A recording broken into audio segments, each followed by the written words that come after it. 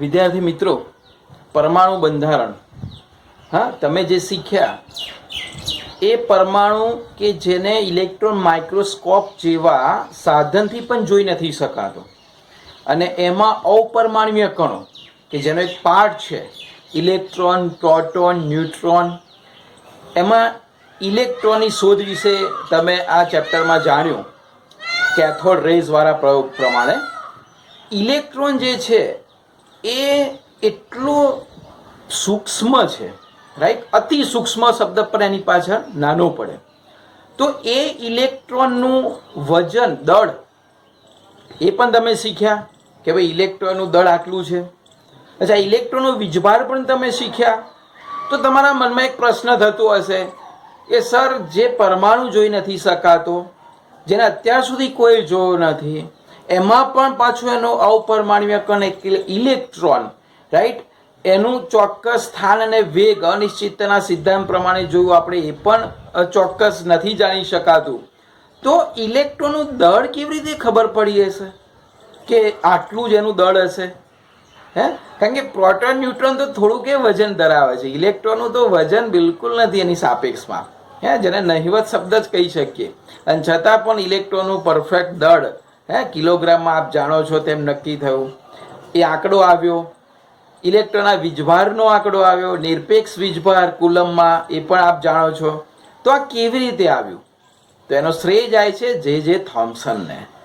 તો જે થોમ્સને જે પ્રયોગ કર્યો અને જે રીતે એને ઇલેક્ટ્રોનના વીજભાર અને એના દળનો ગુણોત્તરની એક વેલ્યુ જે શોધી, એના ઉપરથી જ્યારે એને બીજા એક પ્રયોગમાં વીજભારની વેલ્યુ મળી, અને આ બંનેના સૂત્રના સમન્વયથી ઇલેક્ટ્રોનનું દળ મળ્યું.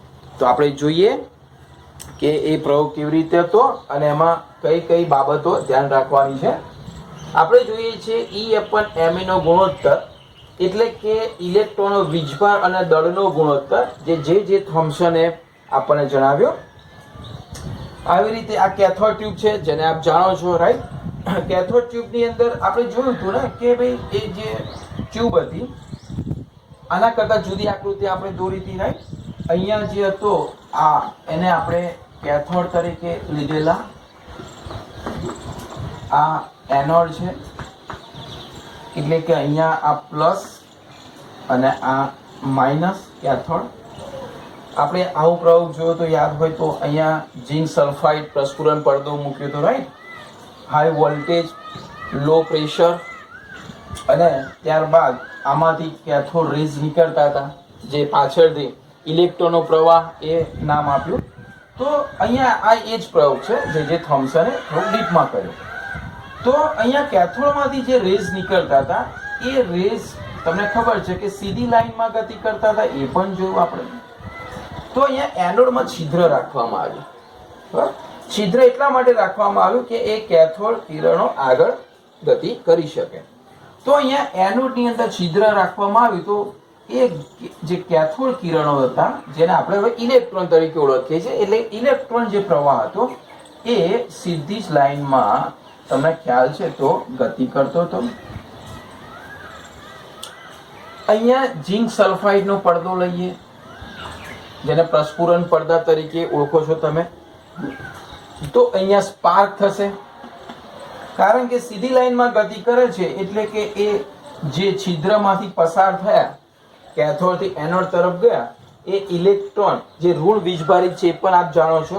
તો અહીંયા એક સ્પાર્ક થશે સીધી લાઈનની અંદર. આ જગ્યાએ છે ને મિત્રો, પાછળની સાઈડ તમારે એને જુઓ તમે તો આ રીતે એ લોકોએ અહીંયા ગ્રાફ આંકન માટે આ રીતે અહીંયા સેન્ટરની અંદર એ પોઈન્ટ, એ લાઇટ ઇલેક્ટ્રોનનો જે પ્રવાહ છે ને એ આ જગ્યાએ સ્પાર્ક થાય છે કમ્પ્લીટ. એટલે કેવી રીતે ખ્યાલ? કારણ કે સાધન બંધ છે તો એને પાછળની સાઈડથી જોવામાં આવે છે કે ભાઈ ઇલેક્ટ્રોન જે પ્રવાહ અહીંયા અથડાય છે તો કઈ જગ્યાએ ત્યાં સ્પાર્ક થાય. તો એ સ્પાર્ક અહીંયા કમ્પ્લીટ જાય તો અહીંયા આ રીતે કેટલું વિચલન દર્શાવે એના માટે એક આવું પાછળ એક માપ સાથે દોરેલું હોય છે. હવે અહીંથી સીધી લાઈનમાં ગતિ કરે છે, કોઈ એને અડચણ નથી, રાઈટ? હવે જે થોમ્સને પછી શું કર્યું કે એ જે કિરણો હતા એમાં પ્લસ માઇનસ એટલે આખો વિદ્યુત પ્રવાહ અહીંયા જોઈન્ટ કર્યો અને બે પ્લેટો મૂકી. ક્યાં કે જે પેલા એનોડમાંથી પસાર થઈને ઝિંક સલ્ફાઇડ ઉપર જે રેડિયેશન જે કિરણો જતા હતા ઇલેક્ટ્રોનના, બરોબર, ત્યાં ઉપર ને નીચે પ્લેટ મૂકી, પ્લસ અને માઇનસ અને એક વોલ્ટેજ જોઈન્ટ કર્યો. એ જે જોઈન્ટ કર્યામાં વોલ્ટ મીટર એટલે કેટલો વોલ્ટેજ જાય છે, બરોબર, એની નોંધ રાખી. તો એ વોલ્ટ મીટર અહીંયા જોઈન્ટ કર્યું એમને અને વિદ્યુત પ્રવાહ પસાર કર્યો. વિદ્યુત પ્રવાહ પસાર જેવો કર્યો એટલે તરત જ આ રેઝ જે આમ જતા હતા એ આ જગ્યાએથી, તમને ખબર છે કે એ ઋણ વીજભાર ધરાવતા કણો છે, આ ઋણથી અપાકર્ષણ થશે, ધન તરફ આકર્ષણ થશે. એટલે અહીંયાથી એ રેઝ જેવો પ્લેટની નીચે આવ્યા એટલે તરત જ એ આ જગ્યાએ નોંધાયા. એટલે કે અહીંયાથી ઉપર કોઈ આ સેન્ટર ઉપર એક નોંધાયા, જે અહીંયા જાણવામાં આવ્યું કે ભાઈ એ રેઝ હવે ઉપર નોંધાય છે. એટલે એ જે અહીંયા મળતા હતા એ અહીંયા ગયા. તો આટલું વિચલન થયું. આ જે છે ને આ ભાગ એ રેઝનું શું થયું? વિચલન. એટલે હવે એની દિશા બદલાઈ ગઈ. કેમ બદલાઈ ગઈ? કારણ કે ઇલેક્ટ્રોન છે, ઇલેક્ટ્રોન ઋણ વીજભાર ધરાવે છે. જેવી પ્લસ માઇનસ પ્લેટો મૂકી અને વિદ્યુત પ્રવાહ પસાર કર્યો તો તરત જ પ્લસ તરફ આકર્ષણ કર્યું અને માઇનસ ની અપાકર્ષણ કર્યું. એટલે એ કિરણો જે સીધી લાઈનમાં ગતિ કરતા હતા એનું વિચલન થયું. બરોબર, ક્લિયર આટલું અહીંયા? ઓકે. હવે ત્યારબાદ એમણે જોયું કે આ જે વિચલન થાય છે એ વિચલન શાના લીધે થતું હતું? તો એ પણ તમને ખબર છે, પ્લસ માઇનસ પ્લેટોના લીધે, રાઈટ? બીજો એમને જે થોમ્સન એવો પ્રયોગ કર્યો કે આ જે વિચલન થતું હતું એમાં એમને ચુંબકીય ક્ષેત્ર મૂક્યું. આ જે ક્ષેત્ર હતું એ વિદ્યુત ક્ષેત્ર થયું.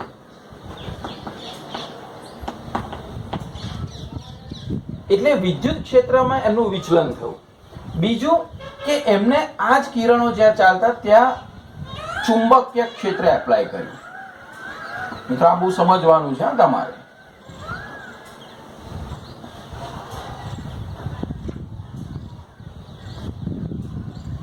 તો ચુંબકીય ક્ષેત્ર એપ્લાય કર્યું તો શું થયું? ત્યાં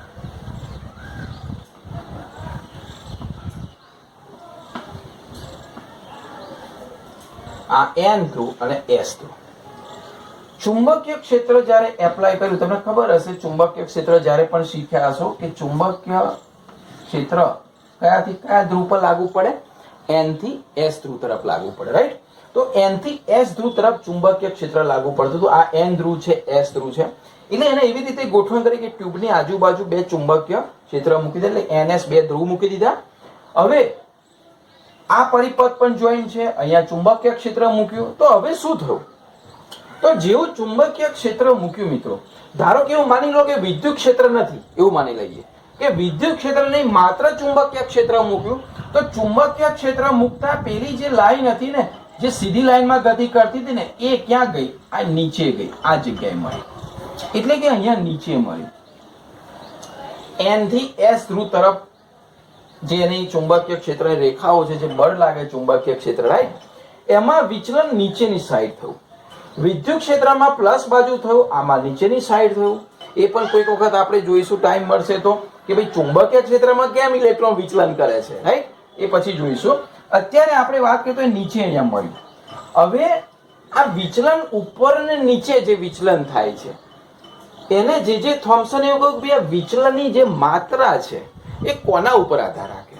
ચુંબકીય ક્ષેત્રમાં વિચલન થાય છે, વિદ્યુત ક્ષેત્રમાં પણ વિચલન થાય છે. બંને ક્ષેત્ર નથી તો સીધી લાઈનમાં ગતિ કરે છે. તો ત્રણ બાબતો ઉપર આધાર રાખે છે કે ભાઈ આ જે ઇલેક્ટ્રોન છે, જે કિરણ તરીકે છે, એનું વિચલન કેમ થતું હતું? તો પહેલું વીજભારની માત્રા ઉપર આધાર રાખે. એટલે કે અહીંયા જેટલો વધારે પ્રવાહ એટલું વિચલન વધારે. એટલે કે વીજભારની માત્રા, એટલે જેટલી વધુ વીજભાર, જેટલો વધારે વીજભાર એટલું વિચલન વધુ, રાઈટ? એટલે પહેલો બહુ સિમ્પલ છે કે વિચલનની માત્રા કોના ઉપર આધાર રાખે? વીજભારની માત્રા ઉપર. વીજભાર એટલે જેટલો ઇલેક્ટ્રોનનો જથ્થો વધે છે એટલું વિચલન વધે છે. બીજું, કણોનું દળ. એટલે કે અહીંયા જે આપણે તો ઇલેક્ટ્રોનની વાત કરીએ, ઇલેક્ટ્રોન સિવાય બીજા કોઈ કણ લઈએ તો એ વિચલનની માત્રા જેમ દળ વધારે એમ એનું વિચલન ઓછું. જેમ હલકા કણો તેમ એનું વિચલન વધારે. હે, તો સીધી વસ્તુ છે, કણોનું દળ એના ઉપર પણ વિચલન આધાર રાખે છે. ત્રીજી અગત્યની બાબત જે આપણે અત્યારે શીખીએ છીએ, વિદ્યુત ચુંબકીય બળ ઉપર. બે અલગ અલગ બળ લગાવ્યા આપણે. વિદ્યુત બળ લગાવ્યું, પછી ચુંબકીય બળ લગાવ્યું. તો અહીંયા જેટલો વોલ્ટેજ વધુ, મેં તમને કહું કે અહીંયા વિદ્યુત પરિપથ જોઈન કરવામાં આવે, વોલ્ટમીટર, જેટલો વોલ્ટેજ તમે વધારો છો એટલું અહીંયા વિચલન વધારે જોવા મળે છે. એટલે અહીંયા જેમ જેમ વોલ્ટેજ વધારે એમ બિંદુ ઉપર ને ઉપર જતું જાય છે, રાઈટ? એટલે ઉપર વિચલન થતું જાય છે. બીજું, ચુંબકીય પ્રબળતા જેમ વધારો, જેમ ચુંબક વધારે પ્રબળ લો તેમ તેમ એનું વિચલન વધતું જાય છે. એટલે એ પોઈન્ટ નીચે જતું જાય છે. ટૂંકમાં 3 બાબતો પર વિચલન આધાર રાખે છે. એક વીજભારની માત્રા, એક કણોનું દળ અને વિદ્યુત ચુંબકીય બળ. આ એમસીક્યુમાં મિત્રો ઘણી વખત પૂછી શકાય. એટલે આપણે બહુ બાબત, નાની નાની બાબત પણ યાદ રાખીશું, કારણ કે આપણે એન્ટ્રન્સ એક્ઝામ માટેની તૈયારી કરી રહ્યા છે. અને એક એમાં નાની બાબત જો આપણે જાણ ના હોય તો ઘણા માર્ક્સ આપણે હાથમાંથી નીકળી જાય છે. ઓકે, તો આ 3 બાબતો તમે યાદ રાખી લેશો, જેની ઉપર વિચલનની માત્રા આધાર રાખે છે. એટલે વિચલન ક્યારે વધારે ક્યારે ઓછું થાય, આ 3 બાબતો ઉપર આધાર રાખે છે. ઓકે, હવે આપણે જે વાત કરતા હતા કે અહીંયા વિદ્યુત ક્ષેત્ર અને ચુંબકીય ક્ષેત્ર બંને લાગુ પાડવામાં આવ્યું એક સાથે. હા, હવે શું થાય છે જોજો મિત્રો. વિદ્યુત ક્ષેત્ર જ્યારે હતું ત્યારે ઉપર હતું, રાઈટ? હવે એવું માનો કે પહેલા વિદ્યુત ક્ષેત્ર લાગુ પાડ્યું, આ જગ્યાએ વિચલન થતું હતું. ત્યારબાદ હવે ચુંબકીય ક્ષેત્ર લાગુ પાડ્યું, એટલે હવે શું થતું હતું એ તમે જુઓ. તો જેવું ચુંબકીય ક્ષેત્ર લાગુ પાડતું તો આ વિચલન ઉપરની જગ્યાએ નીચે આવતું, નીચે. હવે જેટલું ચુંબકીય ક્ષેત્ર તમે વધારે લાગુ પાડતા હતા એટલું એ નીચે આવતું હતું. હાઈ વોલ્ટેજ વધારતા હતા એટલું વિચલન ઉપર જતું હતું, રાઈટ? તો અચ્છા, હવે તમને એવું થાય પ્રશ્ન કે આમાં કયા બળો ક્યાં કામમાં આવે છે અને આ વિચલન જે છે એ કેવી રીતે થાય છે? તો ફ્લેમિંગનો ડાબા હાથનો નિયમ ફિઝિક્સમાં કદાચ શીખવાના હશો અથવા તો શીખ્યા હશો, રાઈટ? ફ્લેમિંગનો ડાબા હાથનો નિયમ એ આવું શીખવાડે છે તમને આ રીતે કે ઉપર જે છે ને એ પ્લસ વીજભાર, એટલે ધન વીજભાર, ચુંબક વિદ્યુત ક્ષેત્ર એવું પણ કહી શકીએ. સામે છે ચુંબકીય ક્ષેત્ર છે, એ એકબીજાને લંબ છે, એ પણ તમે જોઈ શકો છો.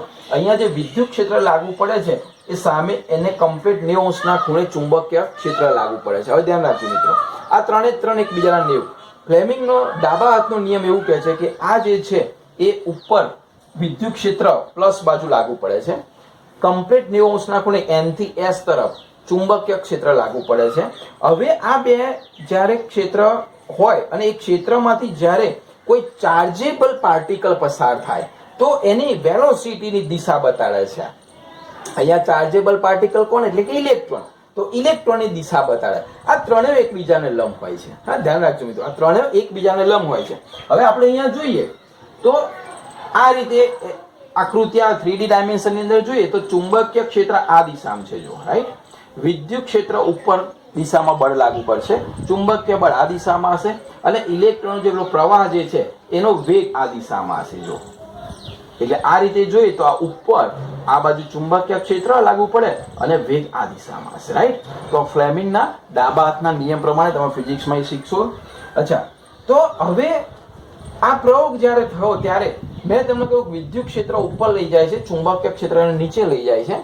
તો એવી રીતે સેટ કરવામાં આવ્યું કે ભાઈ વિદ્યુત ક્ષેત્ર એટલે કે વિદ્યુત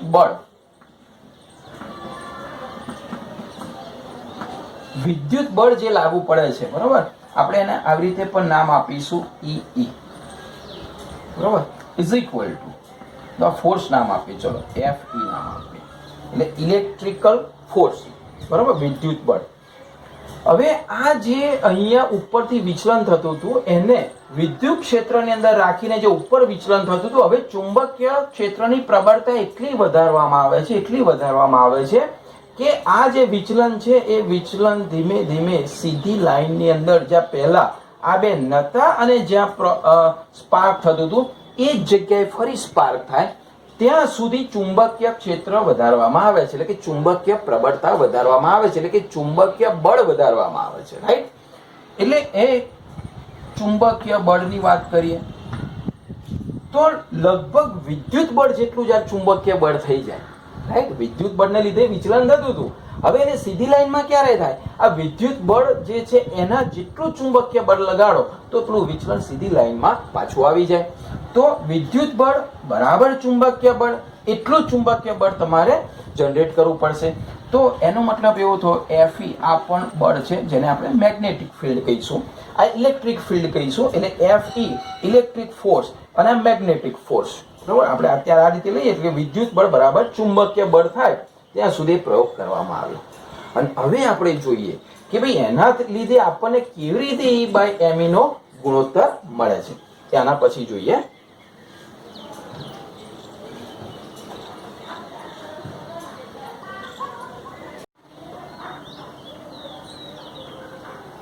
વિદ્યાર્થી મિત્રો, જે થોમ્સનનો આપણે પ્રયોગ જોયો, બરાબર, એમાં આપણે એવું જોયું કે ભાઈ એ જે રેઝ ઉપર જતા હતા એને સીધા કરવામાં આવે છે.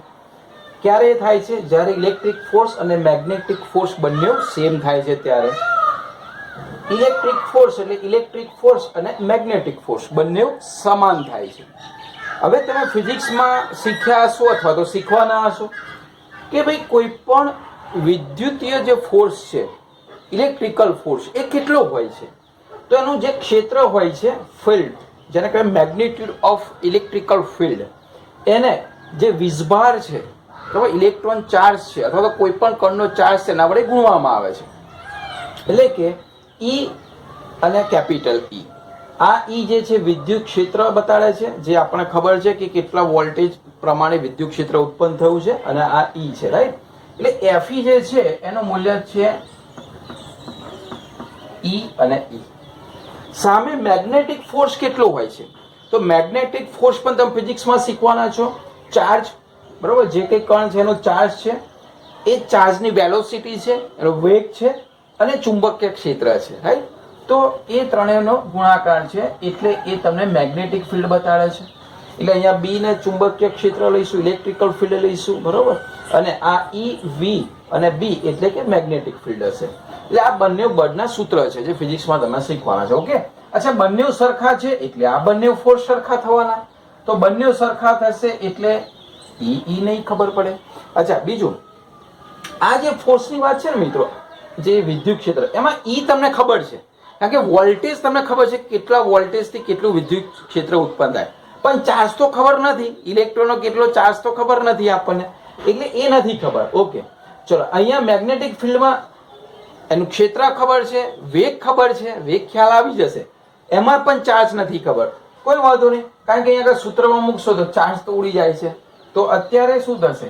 E = VB. તો વેલોસિટી કેટલી આવશે? તો E/B જેટલી.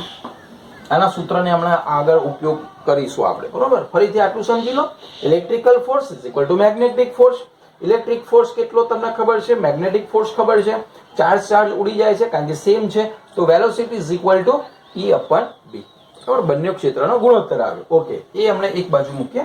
ચલો, હવે આપણે જે પેલી ટ્યુબની વાત કરી હતી, કેથોડ રેસ, એની અંદર આપણે પેલી પ્લેટ કરીએ તો ઉપર પ્લેટ છે પ્લસ, નીચે માઇનસ એવું માની લઈએ.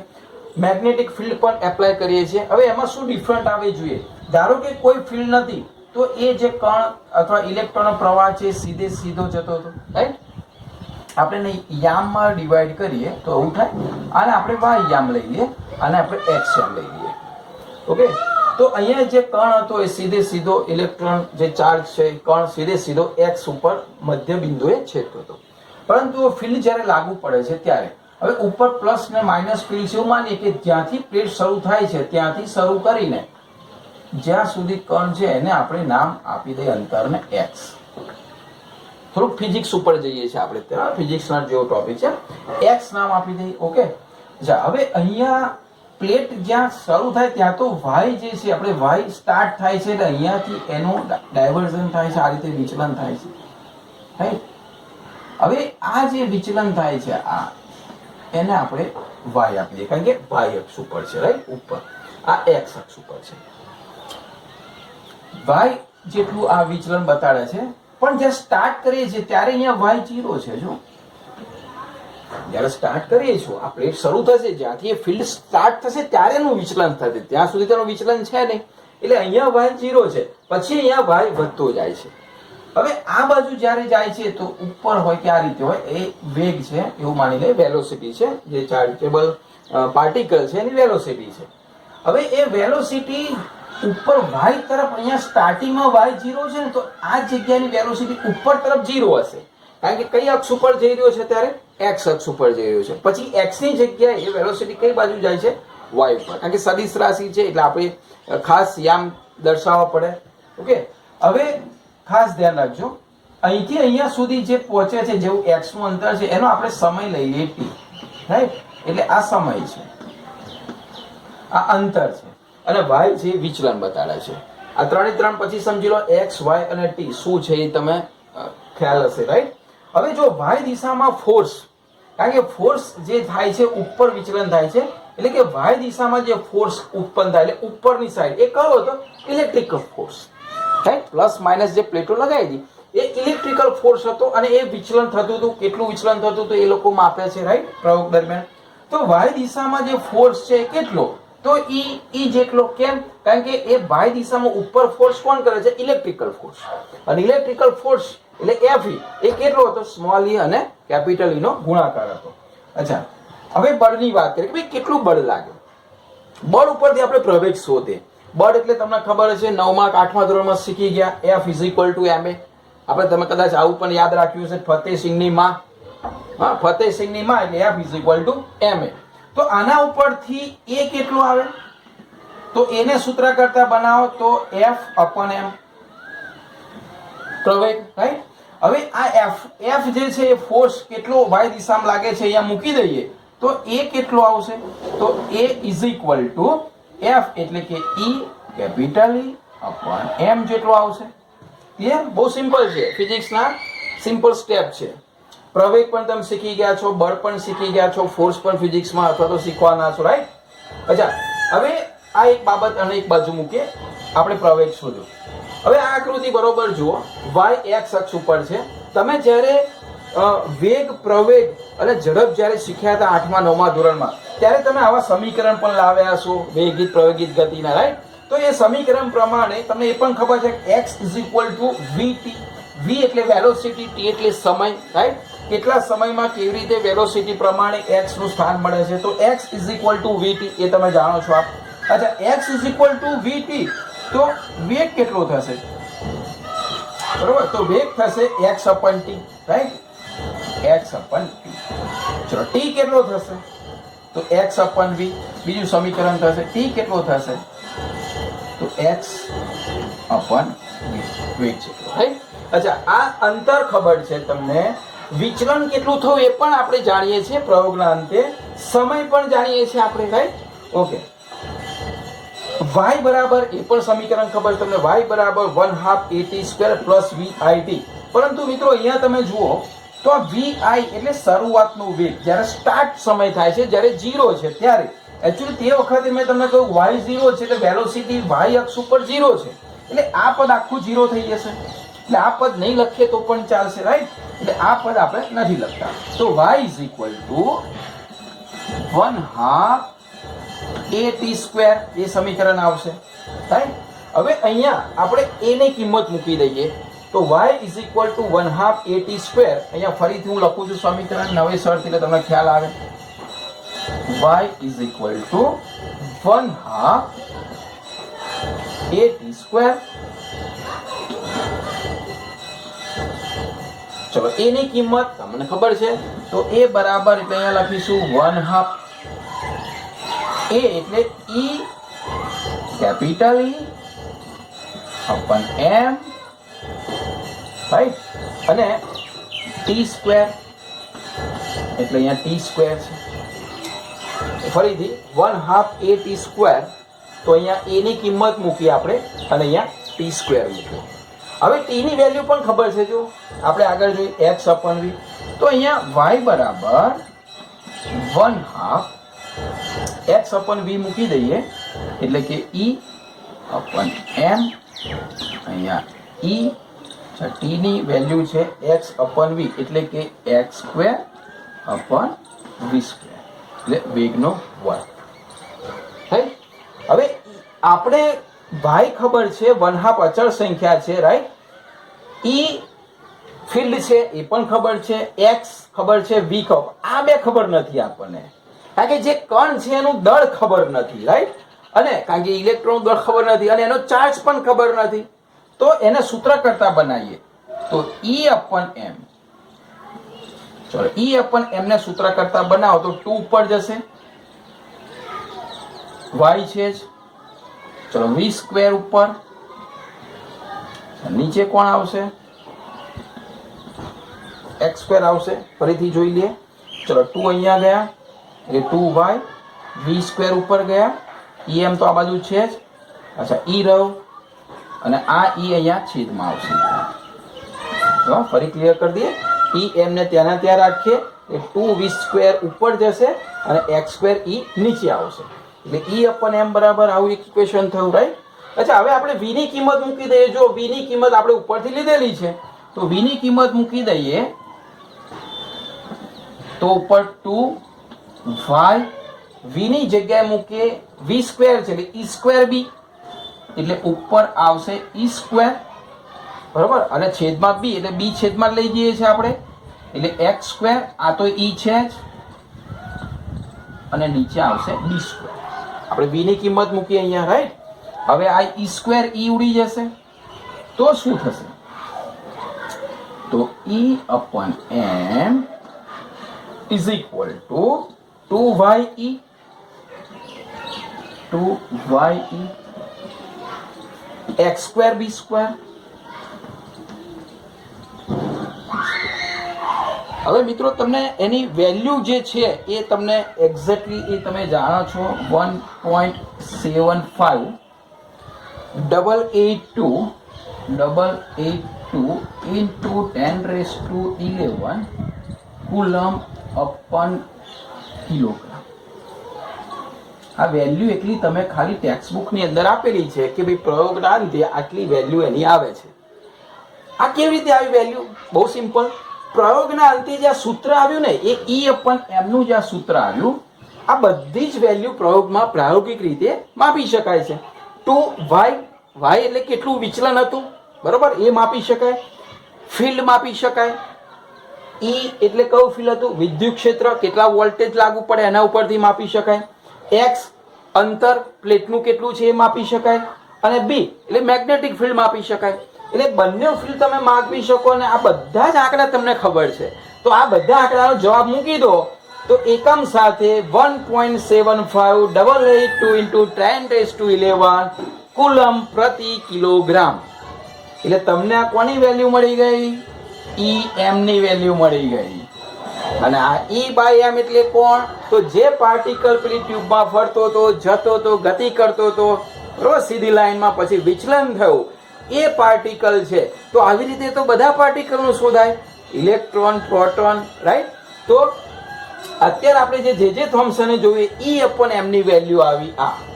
અને આના પછીનો જે પ્રયોગ છે તેલી વાળો, બિંદુ વાળો, રાઈટ, એના ઉપરથી એનો વીજભાર શોધવામાં આવ્યો અને વીજભાર મૂક્યો એટલે E અપન E/m એટલે વીજભારનું મૂલ્ય મળ્યું. તો E અપન E/m મૂક્યા એટલે E ઉડી ગયા એટલે સીધું જ એનું શું મળી ગયું? દળ મળી ગયું. એ તો તમે ઓલરેડી બુકમાં શીખી ગયા છો. તો આ નીટ માટે બહુ ઇમ્પોર્ટન્ટ છે, JEE માટે પણ તમને ખબર હોવી જોઈએ. કારણ કે JEE ને નીટમાં ડાયરેક્ટ વેલ્યુ કેવી રીતે આવી એના કરતાં તમે જાણશો તો આગળ કોલેજમાં પણ તમને ખ્યાલ આવશે કે ભાઈ ના આ વેલ્યુ આવી રીતે આવે છે, બરાબર. તો નાની નાની બાબતો છે, આમાં ફિઝિક્સ વધારે છે. ફિઝિક્સ જેટલું ફંડામેન્ટલ ક્લિયર હશે એટલું તમને આ ખ્યાલ આવશે, બરાબર.